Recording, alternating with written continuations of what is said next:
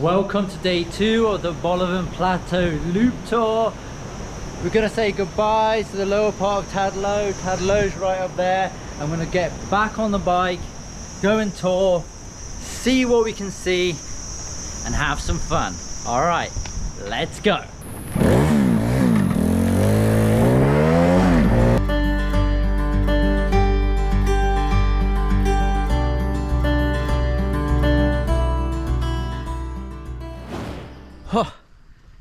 It starts raining hard for about 4 minutes, so I'll grab this, put this cover on this one, and guess what, then the sun comes out. But I have a feeling there's going to be more rain, so I'm just prepared.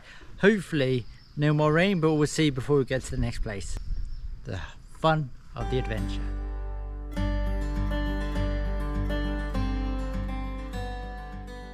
When searching for a guy called Captain Hook's place, and the rain just came down on the road, so it's a bit slippery down there, so I'm just taking a refuge under here. I'm gonna have to ask them if I can stay here for a minute. So one of the guys, he came, he sat down, we talked a little bit in Thai and Lao, but now the rain stopped, I'm gonna get back on the journey. Check it out, rain stopped.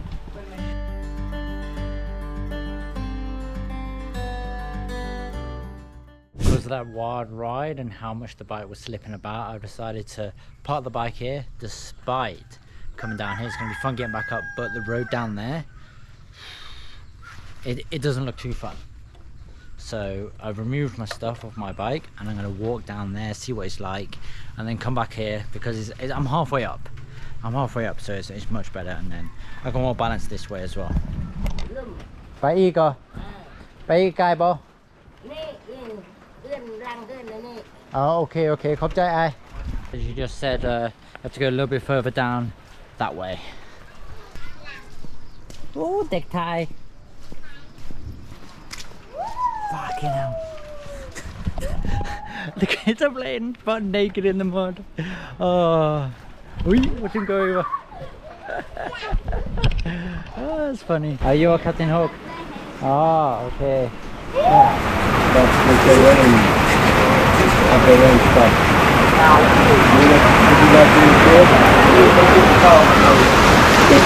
Yeah, I can do so. My bike is just up there, so it'll be too difficult to get down here. Yeah. Before, I have been sex with another girl, and I come back to the village, and my family is not allowed me to go outside the village. They have to stay here. So that's the reason I stay here. I'm lazy to work in the city. Like lazy working in the farm, and in the city, it's my parent, it's my family is not allowed to go outside. So that's good. I'm still broke the rule again. You break the rule? Yeah. Oh, before you bad boy, huh? Yeah.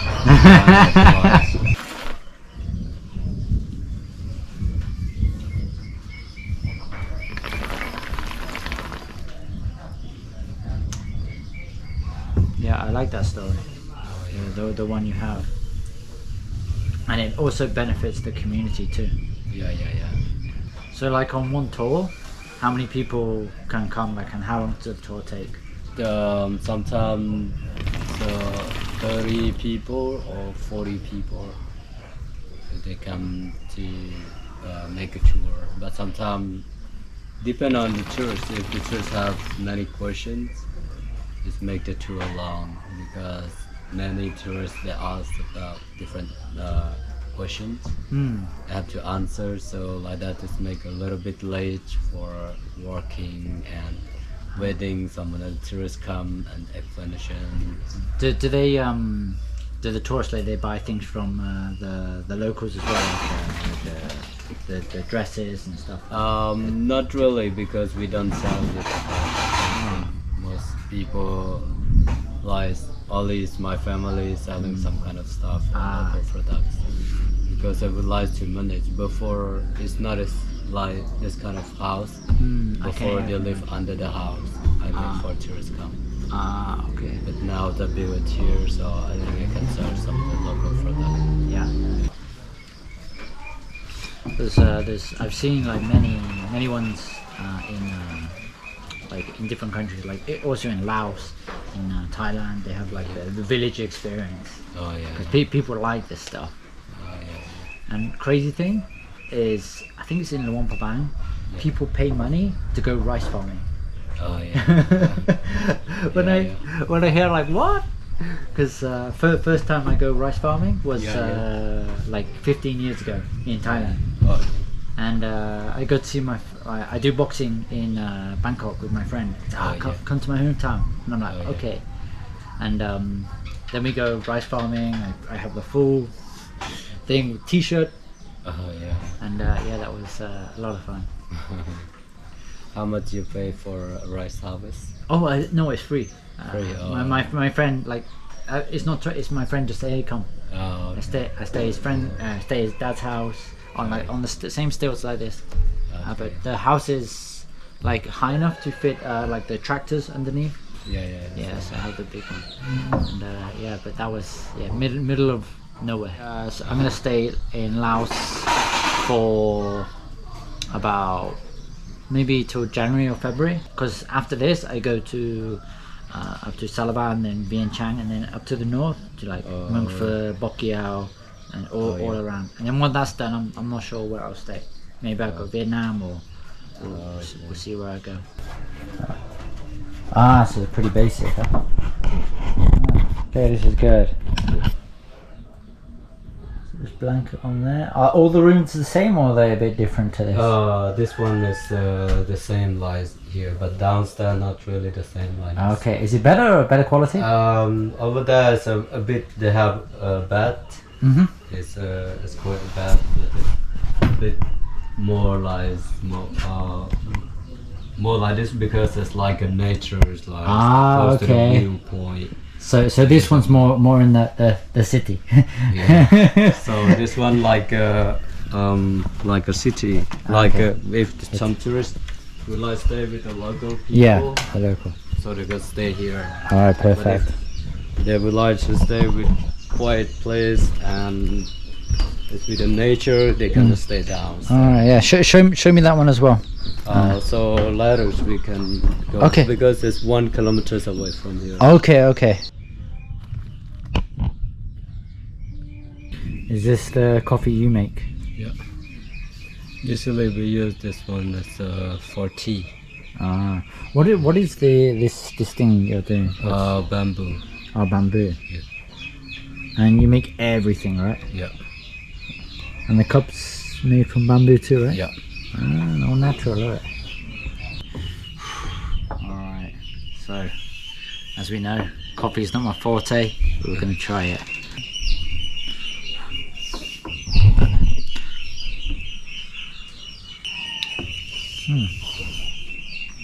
It's not as strong.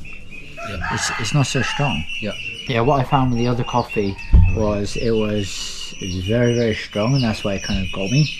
I had coffee before and it wasn't strong like this. This is like bitter. This is bit, I don't know, not bitter, but it doesn't have the strength of the coffee. Yeah. Arabica. Arabica. That's the one. Yeah, that's the one in Mr. Bang's. Oh yeah. Yeah, that's the one he had, and that was just, I think, a bit too much for me.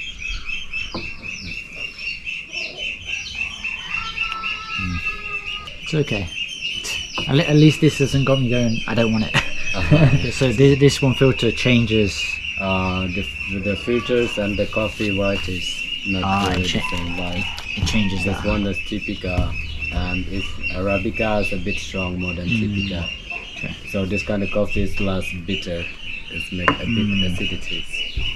Okay. So do you have holes in there, or? No. So how you filter it? Because around here there are kind of the coffee. It flows out. So the coffee's at the bottom, and then it kind of flows out the side. Yeah, the coffee in here. Okay, gotcha. Makes sense. So in my village, when we're walking around the village, if you like to make a photos, you can take it. But please don't make a photos with oldest people. Of course. Because oldest people, they're not really like to make a photos. But children, some houses, no problem, you can make a photos. Yeah, no worries. In my village, not only the photos, when we're walking around the village, please you don't knock the houses. If you knock, it means the luck from the house is gone. and how to make the luck come back. They use animals make the sacrifice. Okay. You have to pay the water buffalo. Of course. Oh, Yeah, and to that's the like family. that's like 1-2 million kid, right? So in my village, because before we go to the someone house, at first we're standing the phone, then you speak people in the house, you wait people of from course, the house of course. answer. When they answer to you, SARS mean you come, but if they answer Deng, it mean you waiting. If they answer Ka, it mean you cannot come. Okay. That's the word you speak.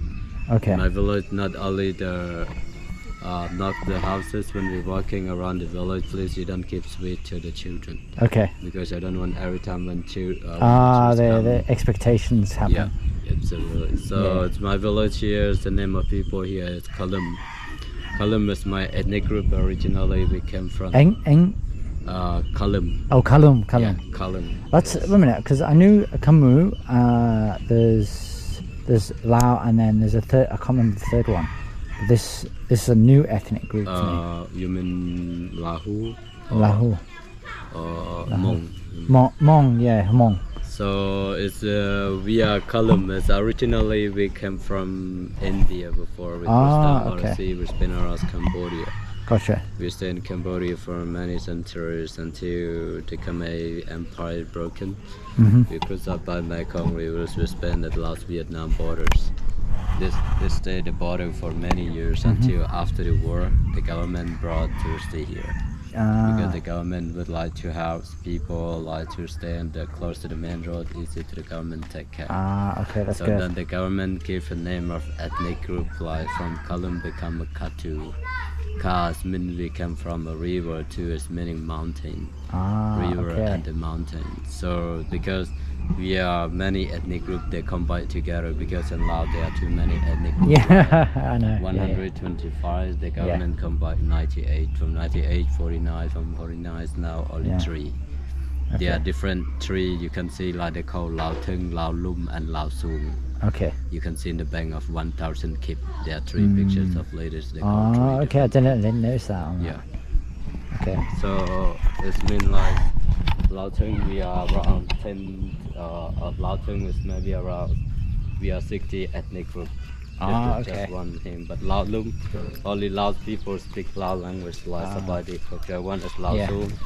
Lao Sung is when people they come from the highland, like ethnic group, Akha, Mong, Yao, or Thai Lu, or Lahu, that ethnic group, they come from the highland, they call Lao Highland. Yeah, that's they call Lao Sung. That's like my friend. She's Kamu, and she told me some words. And then I've got a friend. He's Hmong. He's Luang Prabang, and he speaks like he's told me some of his words. I forgot them, but he told me. And similar with my friends in Thailand, in Korat. They her daughter, like their daughter, so it's my friend's Canadian, and then my other friend is Thai, Isan. Their daughter speaks English, Thai, Isan is basically Lao, and then there's also the local dialect. They speak like the Korat, like the town, the village dialect. So I understand there's different kind of dialects for everywhere. So is it the same like in this village? Also, we speak in dialect. We have your own language. So when it's your own people, you just speak in your local dialect, right? Yeah. Alright, that makes sense. Because most some people in the village here, like my parent generation before us, they had no school. Yeah. Okay. Yeah. So I get that. We're talking in dialect, and my children, we always talk in dialect. Some oldest people in the village here, they can't speak Lao. Yeah, I was thinking that. They speak in dialect. So like this house, that house, and this house before they are living together, but now they are separate the houses because the family is like the parent that passed away. In my tradition, if you still have the parent, we have to stay all the same house. Okay, that's really good. In my house before, we live around 200 people because. How big was the house? It's quite big. It's from here to over there. It's a long house we make it. Like we're talking like 100 meters or something. Yeah. Yeah, I was saying because 200 people, and that's like, do you have like half a meter per person when sleeping? Do you have on one floor, right? Yeah. So that is because before it's like my grand had 14 wives and then they have many children. The Wait, children, was it your grandpa had 14 wives? yeah, and the fathers have 2 wives, uncle have 1 wife, 2 wives, 3 wives, and they had many children. The children is my cousin. We all live together in the same house. Yeah, my friend in Laos Bang told me his father had what was it? His father had 2 wives, and then I hear there's 14 wives. Like, Yeah. but it's if only nowadays. Hey? So the reason why is people we have to stay together because we have to take care of our parents. We would like to have a good karma because when we are young, our parents take care of us, but now when they are old, we have to take care of them. Yeah. That's the reason we have to stay together at the same house. And the reason they have many wives because the first wife is the parent they are choose. Like my generation before, when we are 8, 9 years old, they choose a wife for the son because the parents they think one day they die. If they die, they don't know who's the son married. Before they die, they choose a wife for the son first. And the second one, the man they can choose by themselves because the man that said my first wife I didn't love her. This one I choose from my love. And then the third woman that is they choose wives. They mean they are rich so that they can have many wives. Okay. So people in my village. So because every time when you marry, the man have to pay to the family of the woman. Yeah. So when you say they're rich in what way? Because I would have thought in the villages in the old times there wasn't as much money. So was there a different kind of rich? Yeah, like before they rich from like animals like buffalo, cow, nestlings, being. So animals were the currency. Yeah. Okay. So you basically have to get a bunch of cows and then breed, and then that's your okay. Yeah. So like in prior times, are we going this way or this way? Oh, this way. Okay. So in prior times, was it like they when they had something, they traded? So if they had like let's say rice, they traded this for this. Yeah. There was no money before. Yeah. That makes a lot of sense. So this is tobacco. Okay. The tobacco we use smoking in the pipes. So if we like tobacco strong, you break from the top and then you take tobacco. You break 3 times, it's making the nutrient go to the tobacco leaf. Because we use the leaf for smoking, we take a leaf, we cut smaller, we dry in the sun. We dry in the sun for 2-3 days, and then we used to boil the sugarcane juice mixed with tobacco and then smoke. Okay. In my village, they start smoke when we are 3 or 4 years old. We start smoking. Because like before we don't have a school yet, our parents took the children to the forest making a pipe. To the children smoke when they're smoking a pipe, the mosquitoes doesn't come. Okay, so it's just this. So they start when they're 3, just to stop the mosquitoes, right? Yeah. This is a pomelo. Pomelo. Pomelo is the fruit. Oh, okay. The fruit we use it like a snack, or not only the fruit, we still use the leaf like this. We put in a curry or soup, or sometimes we use this leaf. Put in the mushroom leaf or some kind of leaf. Put this leaf. Yeah, it's got a strong. So it adds in adds the flavors, right? Yeah.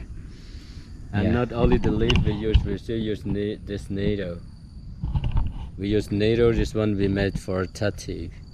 Tattoo. Yeah. Oh, the tattoo. So how we get the ink? We use from a charcoal. Okay. They smash charcoal, mix with the waters, and then they make a tattoo. In my village, we make tattoo when we are 8, 9 years old. So you have tattoos? Yeah, like before this one, our parents, because they put some traditional medicine to protect it. When you go to the forest or somewhere, it's meant it can protect from evil spirit, or some people we make black magic out of poison medicine to use. That's the reason they make when we are 8, 9 years old. Okay. Because the logo in Laos, like before, they still believe kind of black magic. So that is they make us. They put some traditional medicine to protect it. Okay. Yeah. This Camiferia. This one. You use the root inside. The root is a little bit red colors. They're called Camiferia. Or you can say black ginger like this. What does it do? This one we use take this one. We clean it first in the waters, and then you put in the whiskey. You let 1 week, and then you drink. So it's for alcohol. Yeah, you drink it every evening for energy demand like a Viagra. Oh, it's for Viagra. Yeah. In the second part of day 2, I learned more from Captain Hook and the amazing ways he uses medicinal plants, the beauty of his village life, and his second homestay, as well as getting back on the road and learning the history about the legend on Gale and many of the tribal people of Laos. See you there.